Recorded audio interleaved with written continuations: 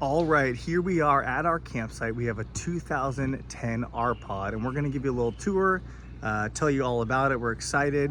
Let's take a look.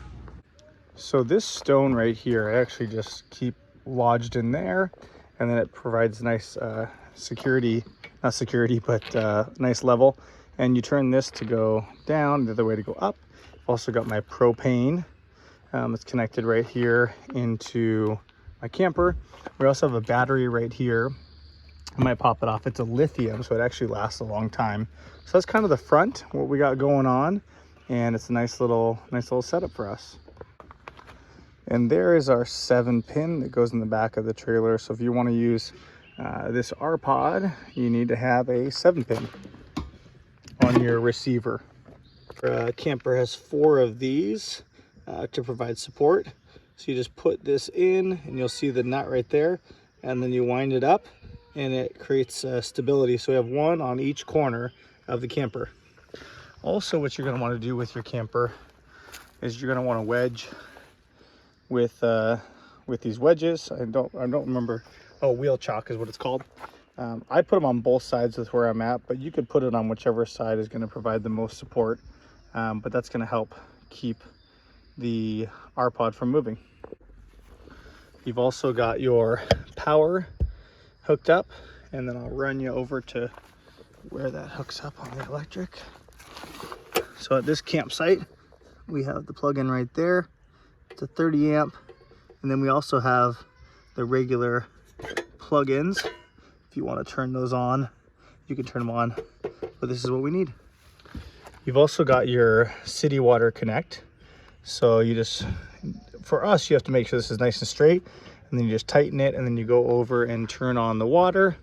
If you're dry camping, which is when you don't have any hookups or any water, you can put water in here. And I believe we have a setting inside that can tell me how much is actually in here, which is pretty cool as well. You've got your, I think that's exhaust for our oven that's inside. Satellite hookups, we don't use those. And so that's basically most of the stuff over on this side. We also have some cool storage right here. It's on both sides and goes all the way through, which is pretty cool.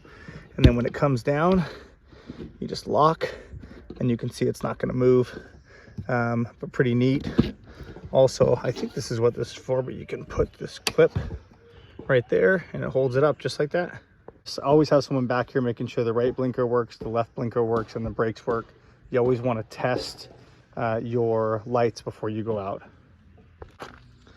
And then I'm on the other side. Again, we've got a nice storage that has a through pass, which is pretty cool. One thing I forgot to mention is I usually bring a splitter with an additional hose. So if I need to fill up the kids' squirt guns or do different things like that, I don't have to unplug my regular water, but I can just use a splitter. Works pretty neat. So I would say this is new to me, and it's probably the most confusing part about camping is if you are using your toilets and using your water shower, you need to empty your tanks. And so you pop this lid off here. I can show you in another video. Oh, there's some kids in the background. You attach this on here, and then you'll see the other plug goes into wherever you're going to dump your sewage. And you always want to do black first. So you pull this, and that allows all your poop and pee to come out, and then you do your gray water. Some people have actually then sprayed water through this hose afterwards to make sure it's all cleared out. Also inside you can see the levels that that those are at, and so I can show you how to see that. Also a cool little hack, I have this extender hose that actually connects to your propane and then goes to like a Coleman stove. And so if I wanted to set up my table like out here, I could then hook up to propane without having to unlatch it and move the whole propane. Pretty cool setup. Obviously I'll show you inside what we can cook in there, but if you want to do outdoor cooking, you got that. Okay, you got some additional plug-ins outside if you need to plug in there. You got a nice little light, and then this actually lifts up when you're driving. And so you can see it goes against there. And when you get to the campsite, you pull it up and latch it in. Same with this. You always want to make sure that when you're driving, you have this put away. So it's pretty cool. Just pops right up Nice locked in place. And then when you're get to your campsite, all you have to do is, it's hard with one hand, just pull it out like that. And then to lock the camper, you just hold that, put it in, and then you just put the key in and turn it, and it's locked if you're not using it. Also at nighttime, when you lock, you just have to pop that off, which I gotta figure out. Oh, there it is. The latch is right there to pop that off. And at night, I think you just lock that, just turn that and it'll lock it up at night. I did want to show you this. This is how you keep the door open. This little piece goes right in that latch, and so it holds your door open. To undo it, you just pop that latch out. And then what's cool is you actually have your regular door, right? And then you have your screen door. Nice little feature there. Couple updates on our camper. We actually welded on a new hole tongue here, so that it has the safety pin hole set up. So really worth it. And then I also bought these stackable blocks, basically, so you can use them for your tongue, which we will use, or you can use them when you put down your support. And if you want to level it and have it look nicer, you can do that as well. So let's take a look at the inside of the camper before we rent it out. Here's your steps, and you got your handle right here. And we'll walk inside. We've got the double bunk right here, which is great. It's also got a level here and a level there, which is really nice. We also have storage underneath this bunk, and so that's where we put the fold-up mattress that we use on this side, which I'll show you in a second. All right, let's continue to walk in. Got some nice lighting. We just actually changed these all out to LED, which is really easy. We got the LED lights over here too. This bathroom, here's your light here, has a full shower. It's also got your toilet. Also has this hanger, so if you want to hang and dry your clothes. It's also got a nice fan. So it's a pretty cool setup. We added this right on here to hold the toilet paper, but pretty simple, but really nice, especially in the middle of the night if your kiddo needs to use the restroom. We also have in here a AC unit, which I'll show you. So you can do the fan. We also have temperature, so it's nice to keep it controlled. Again, down here is nice. It's got a light in here, and then also on top we have another light there. There's your AC unit right above me. Blows a nice cold air. We got a full kitchen set up here with the stovetop, with the sink.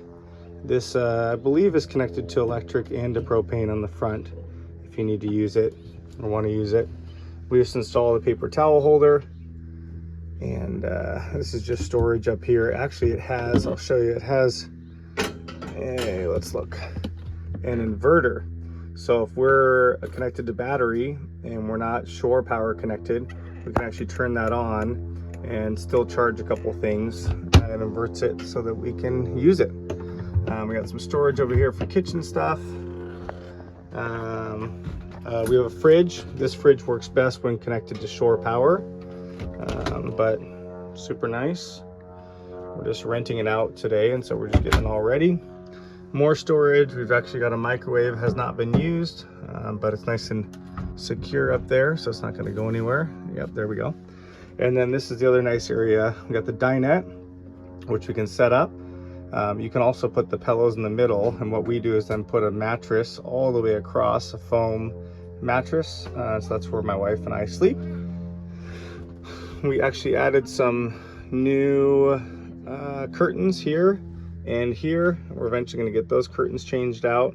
Got some nice pillows, and so it really is a nice little setup in here, and we are renting it out and also using it ourselves. So pretty cool RPod setup. And then we made our own little booklet. My wife designed that so that we can, people who rent it out can have that. Also have some magnetic holders up here, which is kind of cool if people want to put stuff up there. And then we got more storage down here, outlet. We've got the water heater switch.